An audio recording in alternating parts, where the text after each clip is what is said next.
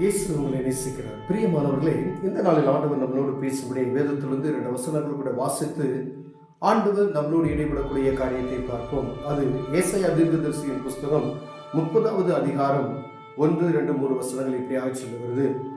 பாவத்தோடே பாவத்தை கூட்டும்படி என்னை அல்லாமல் ஆலோசனை பண்ணி என் ஆவியை அல்லாமல் தங்களை மூடிக்கொள்ள பார்க்கிறவர்களும் என் வாக்கை கேளாமல் பார்வோனின் பலத்தினாலே பலக்கவும் எகிப்தின் நிழலிலே ஒதுங்கவும் வேண்டும் என்று எகிப்துக்கு போகிறவர்களும் ஆகிய முரட்டாட்டமுள்ள புத்திரருக்கு ஐயோ என்று கர்த்தர் சொல்லுகிறார்.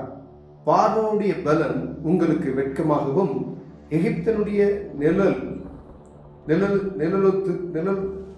நிழல் உங்களுக்கு லட்சியாகவும் இருக்கும் என்று சொல்கிறார். பிரியமானவர்களே, பாவத்தோட பாவத்தை கூட்டுகிற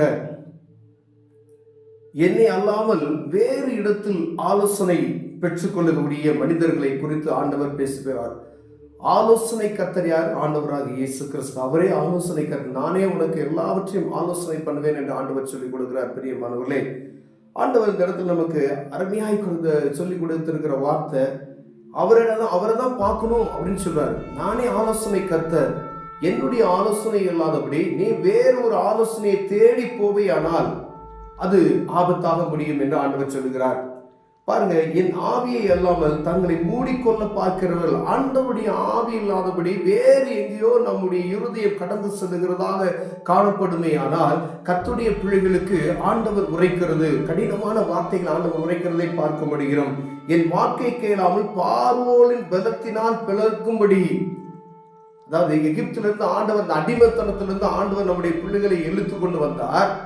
மீண்டும் இருதயம் வரும்போது இஸ்ரவேல் ஜனங்களுடைய காரியங்களை பார்த்தோம்னா, அந்த கொம்மட்டி காய்களையும் வெள்ளப்புண்டுகளுக்கு ஆசைப்பட்டு அவங்க இறுதி என்ன செஞ்சா எகிப்துக்கு திரும்பினதாக சொல்லப்படுகிற நாம் வேதத்துல வாசிக்கிறோம். பிரியமானவர்களே, அதே போல நல்ல ஆண்டவரை ஏற்றுக்கொண்டு ஆவிக்குரிய வாழ்க்கையில் நடந்து கொண்டு இருக்கும் பொழுது பார்வோனின் இருதயத்தை நோக்கி பார்வோனுடைய பலத்தினால அவனுடைய நிழலில ஒதுங்க வேண்டும் என்று எகிப்துக்கு போகிறவர்களுமாகிய முரட்டாட்டமுள்ள ஜனமாகிய அவர்களுக்கு ஐயோ என்று கர்த்தர் சொல்கிறார். ஐயோ என்ற வார்த்தை நமக்கு தெரியும்.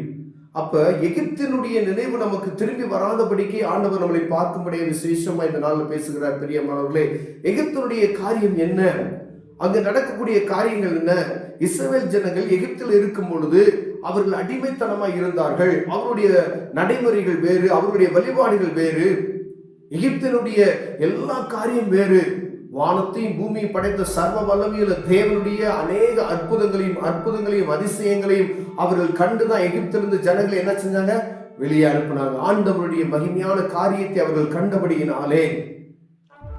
அப்ப நம்ம இருதய பாருங்க, அங்க இருக்கக்கூடிய சில இச்சையான காரியங்கள் நம்ம இருதயத்துல தோன்றும் பொழுது அந்த எகிப்தின் அனுபவம், பார்வோனுடைய நிழலில போய் நான் பலனடைய வேண்டும் என்கிற ஏதோ ஒரு காரியம், ஏதோ ஒரு பார்வோனுடைய நிழல்ல, அவனுடைய பலத்துல, அவனுடைய காரியத்துல, அவனுடைய இதுல நீங்க ஒதுங்கி நான் பலப்படணும் அப்படின்னு நீங்க நினைச்சீங்க அப்படின்னு சொன்னா ஆண்டவர் சொல்லுகிறார், அது உனக்கு லட்சியாய் மாறி போகும் என்று சொல்லுகிறார். பிரியமானவர்களே, கர்த்தருடைய பிள்ளைகள் ஏதோ ஒரு பார்வோனுடைய காரியத்தை நோக்கி எங்கோ ஒரு காரியம், வேறு ஏதோ ஒரு ஆலோசனை, ஆண்டவருடைய ஆலோசனை அல்லாதபடி, கர்த்தருடைய பிள்ளைகளுடைய ஆலோசனை அல்லாதபடி, பார்வோனின் இருதயத்தை போல ஒரு குத்த இருதயம், வேறு ஏதோ ஒரு காரியத்துக்குள்ள ஒரு நிழலில் தங்கி நான் பலனடைய வேண்டும் என்று நீங்கள் நினைப்பினால் அவர்களுக்கு ஐயோ என்று ஆண்டவர் சொல்லுகிறார். பிரியமானவர்களே, எவ்வளவு கஷ்டமானது பாருங்க. ஏன் பார்வோனுடைய இருதயத்துக்காக போது?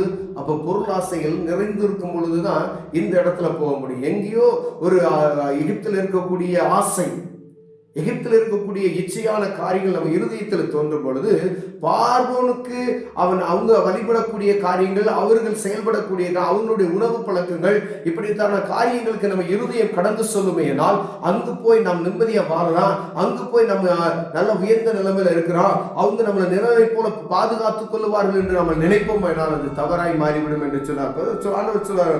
பார்வோனுடைய பலன் உங்களுக்கு வெட்கமாகவும் எகிப்தினுடைய நிழலுக்கு உங்களுக்கு இலச்சையாகவும் மாறும் என்று சொல்கிறார் ஆண்டவர்.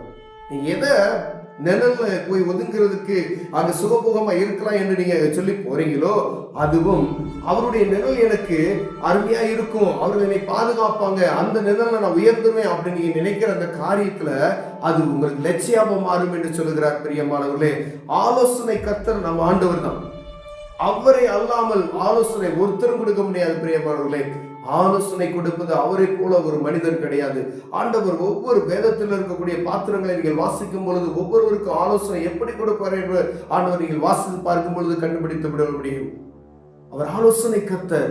அவர்கிட்ட நீங்க கேட்டீங்கன்னு சொன்னா அதற்கு ஆண்டவர் பதில் நமக்கு கொடுப்பார். பிரியமானவர்களே, ஒருவேளை வேறு ஒரு காரியத்தை நம் இருதயத்தில் நினைத்து கொண்டு அந்த நிழல் எனக்கு சுகமாய் இருக்குமே, அவர் என்னை உயர்த்தி விடுவார்கள், அவருடைய காரியங்களுக்கு நான் போவேன். ஆனால் உங்களுக்கு அப்படிப்பட்டது ஒரு ஆலோசனை எங்கிறதாவது தவறான ஆலோசனை வந்துருந்துச்சு அப்படின்னு சொன்னா ரொம்ப கவனமா இருக்கணும். வாங்க அப்படின்னு சொல்லி எளிமையா கூட்டிட்டு போயிடுவாங்க. ரொம்ப கவனமா இருங்க. அந்த இடத்துல சூப்பரா இருக்கும் உங்களுக்கு. அவர் உன்னை உயர்த்தி விட்டுருவாரு. அப்படியே இந்த அப்படி இருதயத்தை உங்களுக்கு திருப்பி பார்வோனின் இருதயத்தை அந்த அங்க நடக்கக்கூடிய காரியத்திற்கு அங்க இருக்கக்கூடிய அருவருப்புகளுக்கு உங்களை திசை திருப்பி விட்டு அப்படி லகுவா அப்படி பிசாசானவன் கொண்டு போவான்.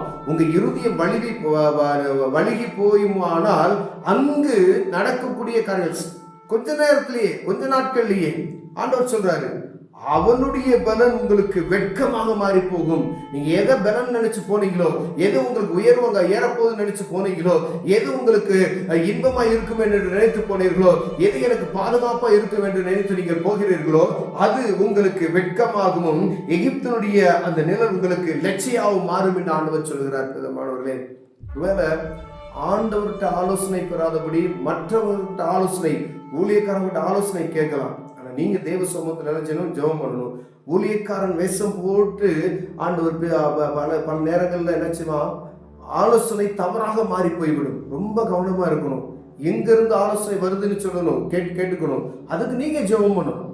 நீங்க ஜெபம் பண்ணாதபடிக்கு ஆண்டவர் கொடுக்கிற ஆலோசனை எது, சத்துரு கொண்டு வருகிற ஆலோசனை எது என்று கண்டுகொள்ள முடியாது. பிரியமானவர்கள், அப்ப ஆலோசனை கர்த்தருடைய ஆலோசனை நம்ம புரிந்து கொள்ள முடியும். இருதயத்துல சமாதானம் உண்டாகும் என்பதை நம்ம அறிந்து கொள்ள வேண்டும். அப்ப நம்ம இருதயம் வேற எங்கேயோ போகுது அப்படின்னு சொன்னா ரொம்ப கவனமா இருக்கணும். சில நேரங்கள் ஆண்டவர் இந்த இடத்துக்கு போ அப்படின்னு சொல்லுவாரு, அந்த இடத்துக்கு போ, நீ ஆண்டவர் ஆசீர்வதிப்பே அப்படின்னு சொல்லுவார். அப்ப ஆண்டவர் சொல்லுகிற வார்த்தை கீழ்ப்படிந்து போகணும். ஒருவேளை நம்முடைய இருதயம் சில நேரங்கள்ல அங்க போ என்று சொல்லுவோம். அவருடைய நிழல் நமக்கு ரொம்ப அருமையா இருக்கும். என் சொந்தக்காரனுடைய நிழலை பாதுகாத்துக் கொள்வாங்க, என்னுடைய சகோதரனுடைய பாதுகாப்பு எனக்கு நல்லா இருக்கும், அவன் என்னை உயர்த்தி விட்டு விடுவான் அப்படி நீங்க நினைப்பீர்களானால் அதுதான் எங்கேயோ ஜாலியா இருக்கு, எங்கேயோ இன்பமா இருக்கு, எங்கேயோ ரொம்ப உயர்வா இருக்க மாதிரி உங்க கண்ணுக்கு பார்வையை கொண்டு வந்து விட்டு அந்த எகிப்துல இஸ்ரவேல் ஜனங்களுடைய எண்ணம் ஏக்காலம் ஆண்டவர் வழிநடத்தி வருகிறார், வனாந்தரத்துல வழிநடத்தி வருகிறார் அருமையாய். அவருடைய இருதயங்கள் எங்க போய் திரும்பிச்சான்? எகிப்துக்கு திரும்பிச்சான். எவ்வளவு அற்புதங்கள், எவ்வளவு அதிசயங்களை பார்த்து விட்டு அவங்க இருதயங்கள் எகிப்திற்கு திரும்பினதும் ஆண்டவருக்கு கோபம் விட்டுருந்த ஜனங்களை நான் அழிச்சு போட்டுறேன் அப்படின்னு சொல்றாரு மோசேட்ட. மோசே, ஆண்டவரே வேணாம் ஆண்டவரே, பாதுகாத்து அப்படியே கூட்டிட்டு வராரு.